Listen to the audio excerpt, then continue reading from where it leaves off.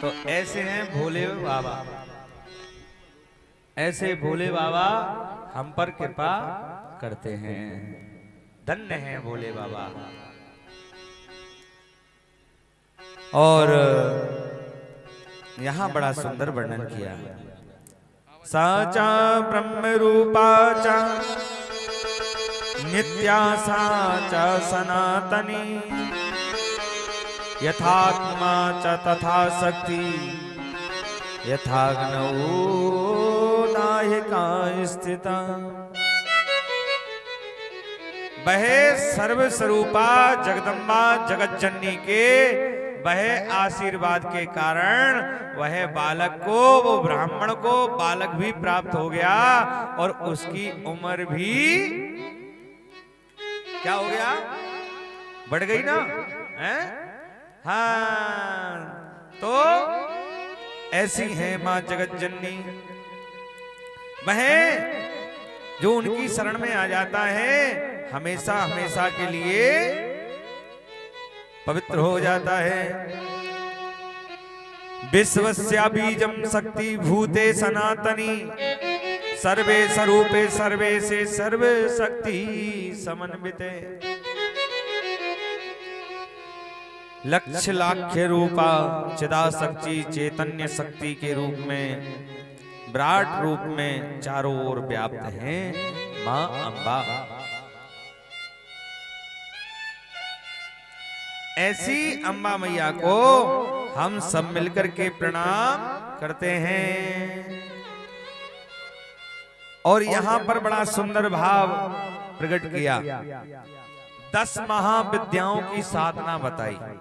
10 महाविद्याएं माने ये हमारी देवियां हैं। काली तारा महाविद्या षोडशी भुवनेश्वरी भैरवी छिन्नमस्ता च विद्या धूमवती तथा।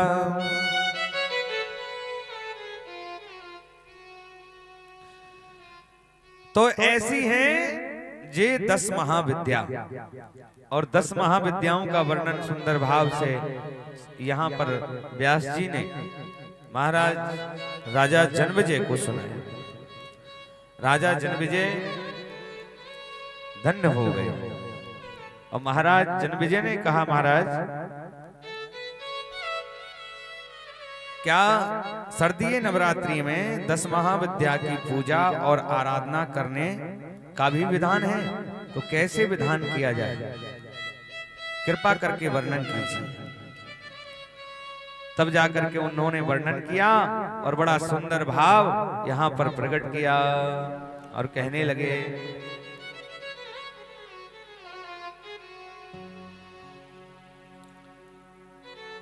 कि मां जो काली माता तत्काल प्रसन्न होने वाली है और तत्काल ही रूठने वाली देवी है।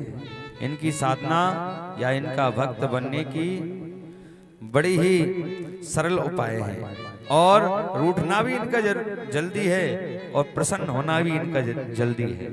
इसलिए जो काली माता का भक्त बनना चाहता है वो काली माता का भक्त बने। और ओम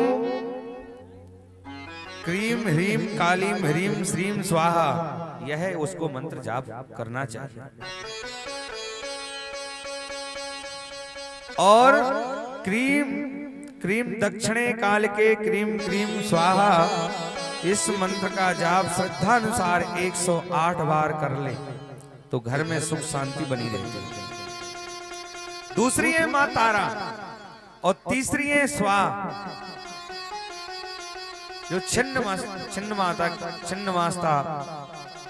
और चौथी है षोडशी, 5वीं है भुवनेश्वरी, 6वीं है भैरवी, 7वीं है धूमवती, 8वीं है बगलामुखी। और जो बगलामुखी देवी है ये तो वो, इसकी आराधना बड़ी खतरनाक है। हाँ, क्योंकि बगलामुखी का कोई व्रत करे तो उसके लिए पीले वस्त्र, पीला भोजन, और जो ब्राह्मणों से जाप करवाए तो वह रात्रि में जाप करवाना चाहिए, उसका दिन में जाप नहीं। बगलामुखी का कायम है रात्रि। बगलामुखी का जाप अनेक से अनेक कठिनाइयां परिस्थिति आपके ऊपर आ जाएं तो उसी समय बगलामुखी जाप करवा देना चाहिए। और नौमी जो है वो मातंगी है। और बगलामुखी का मैंने आपको मंत्र बताऊं, क्रीम ह्रीम बगलामुखी ह्रीम क्रीम स्वाहा। यह मंत्र से हल्दी की माला से जाप करना चाहिए। और जो हल्दी की माला से जाप करता है वह बगलामुखी देवी प्रसन्न हो जाती है। यह है मातंगी। और 10वीं है कमला मां। इस प्रकार से इनके अलग अलग स्वभाव दिए गए, सुझाव अलग अलग। दुर्गा पूजन उत्सव में आचारहीन कृत्यों के वचन का वर्णन किया। दुर्गा पूजन का बड़ा विधान है। परद्रेपेषु योऽन्धः परिस्त्रीणा पुंसका परावुपादे यो मूका सर्वदा विजेन्द्रिया। उक्त श्लोक में द्रव्यों के प्रति उदासीन, दूसरी मूर्तियों के जो भी भक्त बन जाए वह उसके लिए यह श्लोक कहता है पर द्रव्येषु योऽन्धा पर स्त्रीषु। विचारधाराएं हमारे गलत नहीं होनी चाहिए, यह हमारी भावनाएं होनी चाहिए। और बड़ा सुंदर रूप से वह अपने मन से, वाणी से, शरीर से पवित्र होना चाहिए, नित्य नियम से रहना चाहिए। और महाराज ब्रह्मचार्य का पालन करना चाहिए। तब नवरात्रा में यह मंत्र का जाप कर लेना चाहिए। इदं शरीरम कौन्तेया क्षेत्रमित्याभिधीयते। इसमें इसको देवी गीता भी कहा गया है। यहां पर जो शब्द श्लोक आए हैं वो देवी गीता के आए हैं। इदं शरीरम कौन्तेया क्षेत्रमित्याभिधीयते। इसमें दोनों प्रवृत्तियां हैं, सत्य क्षमा सात्विकी तथा काम क्रोध आदि तामसी। यही कभी धर्मराज दुर्योधन तो, कभी राम रावण, कभी कृष्ण कंस, कभी देवी महिषासुर चंड मुंड कह दिए गए हैं। देवासुर संग्राम में अपने भीतर देखना ही साधना है। आसुरी प्रवृत्तियों को जितना ही पुरुषार्थ है वह देवी माँ ने चंड मुंड का भी सनई सनई वध कर दिया। ऐसी देवी माँ को हम सब मिलकर के प्रणाम करते हैं।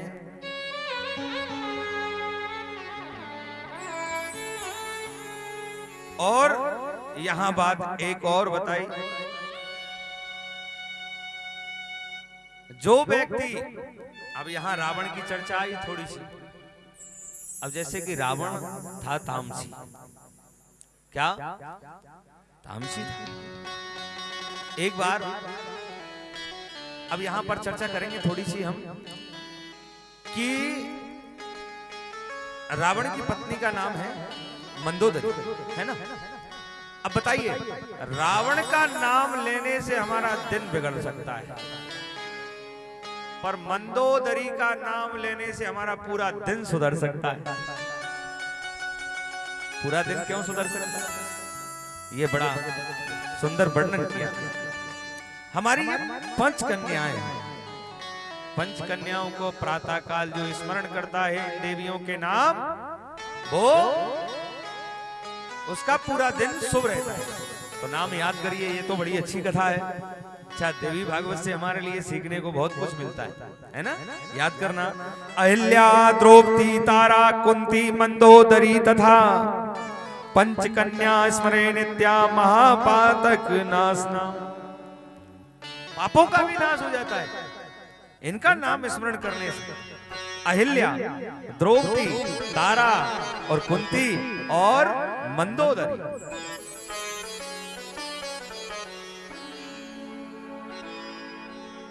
अच्छा सुनो, मंदोदरी रावण को हमेशा समझाती थी और पत्नी का ये कर्तव्य रहता है कि पति को वो डांटती रहती। अब मैं आपसे नहीं कह रहा हूं कि आप डांटने लग जाओ, नहीं लड़ने लग जाओ, लड़ मत जाना। एक दिन क्या हुआ, जब रावण सीता जी का हरण करके लेके आया, हरण करके लेके आया, और मंदोदरी ने तो बहुत मने की, पर बात को नहीं माना। भगवान राम, हनुमान जी आदि जब सीता जी का पता लगा करके जिस समय समुद्र किनारे आए, तो जब समुद्र किनारे आए तो यह बात कुमार विश्वासी ने भी बोला है। तो भगवान राम ने शिवलिंग की स्थापना वहां पर पूजन किया।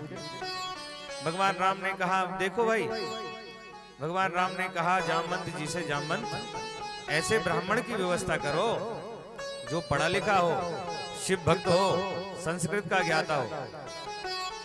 हाँ, संस्कृत का ज्ञाता हो, संध्या वंदन आदि करता हो। बोले महाराज यहाँ जंगल में और कौन रहता है? केवल रावण ही यहाँ रहता है, लंका का है वो। बोले आ जाएगा, बोले आ जाएगा।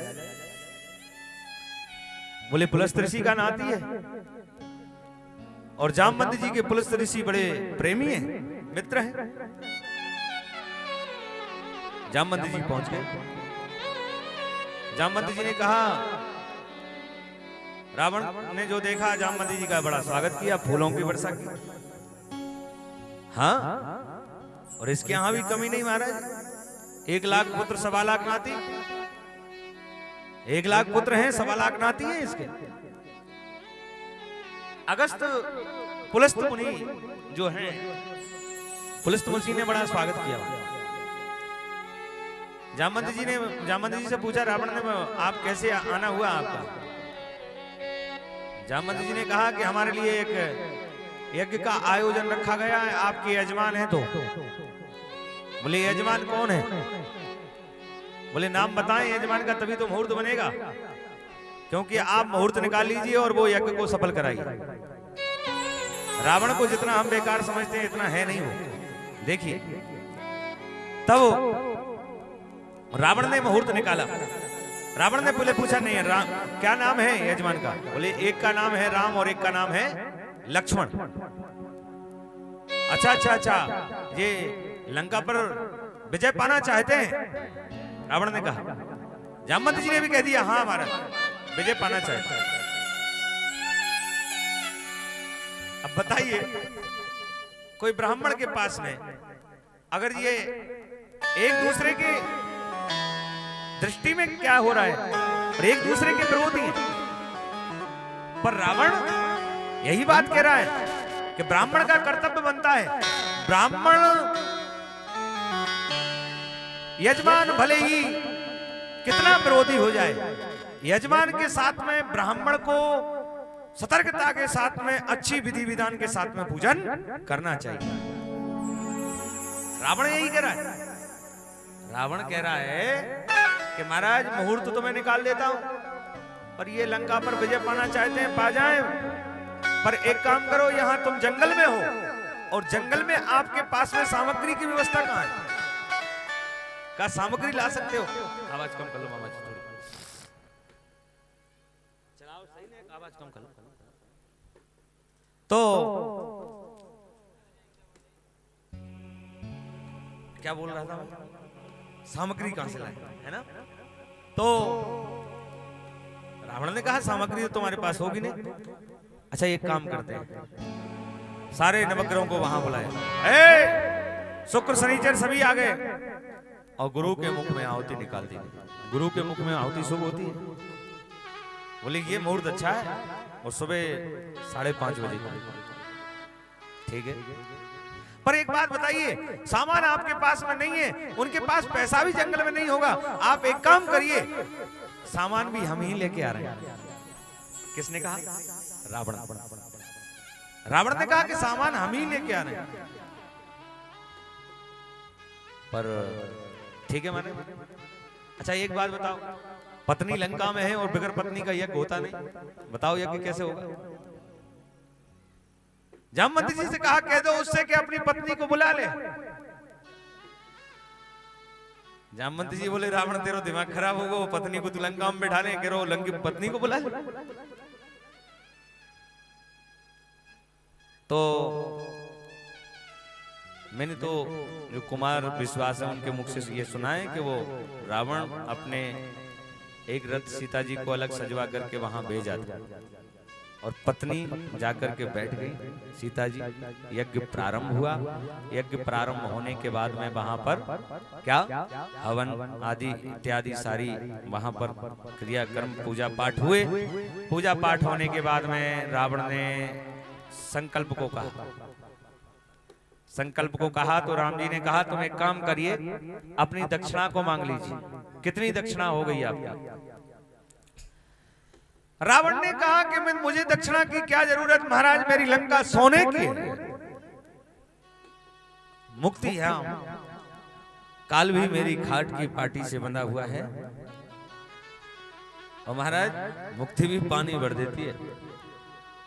14 चौकड़ी राज्य किया है, तो अब मुझे दक्षिणा की आवश्यकता नहीं है। भगवान राम ने कहा हम क्षत्रिय हैं, ब्राह्मण से हम कभी फ्री पूजा नहीं कराते, आप दक्षिणा कुछ ना कुछ लीजिए नहीं तो हमारा यज्ञ सफल नहीं होगा।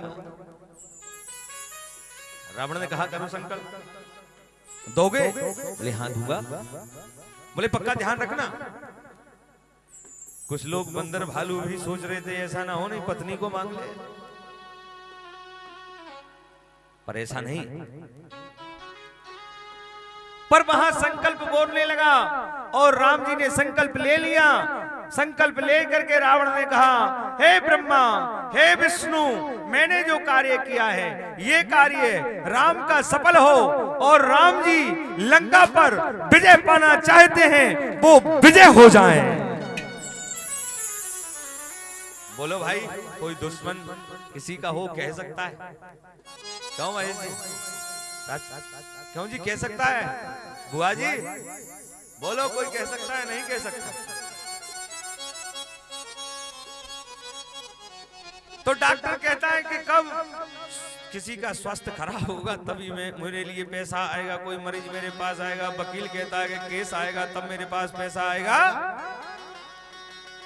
पर दुनिया अपनी अपनी में विधि है और ब्राह्मण ये कहेगा कि मेरे यजमान के यहाँ मैंने अनुष्ठान किया है और मेरा यजमान अगर सुखी रहेगा तो मुझसे अनुष्ठान और करवाएगा, वो आशीर्वाद देता है। राम जी ने लंका पर चढ़ाई की और जब जाकर के और महाराज जब इस समय रावण ने वहां पर मांगा कि देखो मुझसे ये कह दो संकल्प में दक्षिणा अब मुझे नहीं चाहिए, दक्षिणा में ये कह दो कि मैं आपके हाथों से मारा जाऊं। मैं आपके हाथों से, दक्षिणा में यही मांगा था, राम जी ने दे दिया था। जाकर के मार दिया और जैसे ही मारा रावण जब मर गया तो मंदोदरी थोड़ी देर बाद आ गई कि वो मारने वाला कौन है, मैं जरा उसके दर्शन तो कर लूं। तो एक बहुत बड़ी शिला पर राम जी बैठे हुए थे और बंदर भालू भी वहां पर खड़े हुए थे और सैनिक भी वहां पर खड़े हुए थे। जब मंदोदरी ने आकर के देखा तो वहां पर महाराज रावण तो वहां पर मरा पड़ा हुआ था और जो मंदोदरी प्रभु राम के पास में जा रही थी, जितने सैनिक लगे थे वो सभी हट गए। हट जाओ, राम जी ने कहा हट जाओ, क्योंकि मंदोदरी देवी आ रही है। मंदोदरी देवी आ रही है और जो राम जी के पास में जो मंदोदरी की छाया पड़ी, राम जी उठ करके मंदोदरी को हाथ जोड़ करके खड़े हो गए। महाराज मंदोदरी ने कहा वाह, एक पुरुष ऐसा है जो पत्नी की छाया को देख करके दूसरी की पत्नी की छाया को देख करके प्रणाम कर रहा है। एक पति वो था जो दूसरे की पत्नी को रथ में विमान में बिठा करके लंका में प्रवेश करा दिया। धन्य है प्रभु राम, आपके लिए मैं बारंबार प्रणाम करती हूँ। मंदोदरी ने कहा मैं आपके लिए प्रणाम करती हूँ। भगवान राम ने कहा तुम प्रणाम नहीं कर सकती, आपको प्रणाम मैं करता हूं कि तुम रावण की आकर के पत्नी बनी।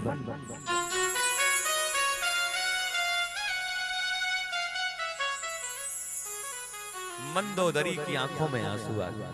मंदोदरी ने कहा, प्रभु राम ने कहा, मंदोदरी आप ये मत समझना, तुम्हारी भावना को मैं समझ गया, पर मैं आपसे कहता हूं जो भी आपका पति थे वह आप ये ना समझे कि मोक्ष नहीं होगा।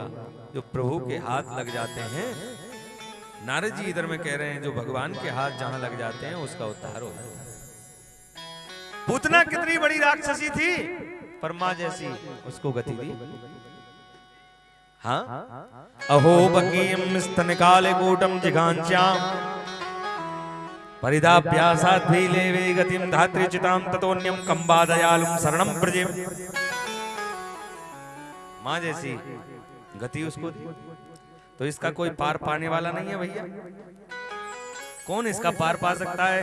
अरे कौन पावे या को पार, प्रेम नदियां की सैदा उल्टी बहे धार। कौन पावे या को पार, सदा उल्टी बहे धार। कौन पावे या को पार, प्रेम नदियां की सदा उल्टी बहे धार।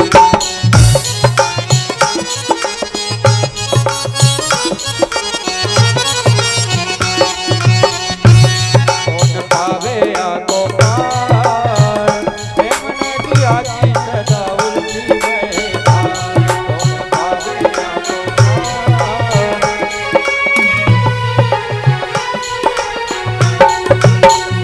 माता की गति गई पूतना को पैर, माता की गति गई पूतना को पैर। विष देने आई दई मुक्ति ठेल ठेल। माता की गति गई विष देने आई दई मुक्ति ठेल ठेल। विष देने आई दई मुक्ति ठेल ठेल। खुले स्वर्ग के केवार, खुले स्वर्ग के केवार। प्रेम नदियां की सदा उल्टी बहे धार। कौन पावे या को पार, प्रेम नदियां की सदा उल्टी बहे धार।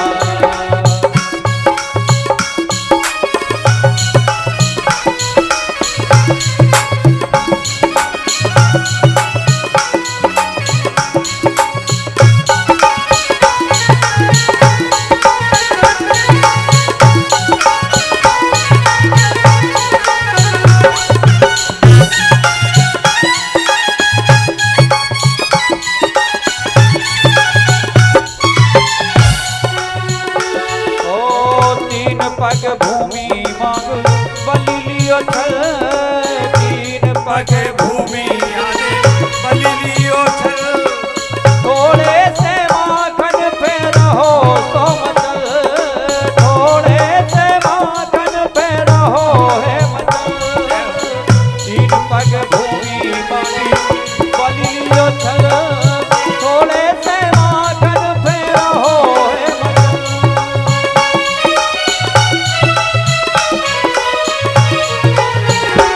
जाने सबको तेरे भाव, जाने सबको तेरे भाव।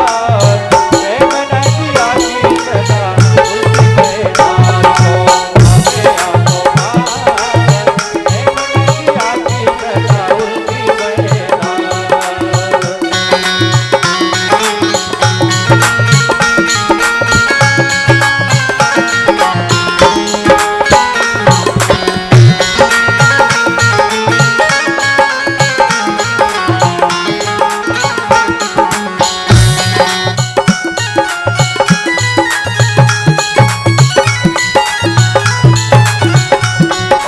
पावे या को पार, प्रेम नदियां की सदा उल्टी बहे धार।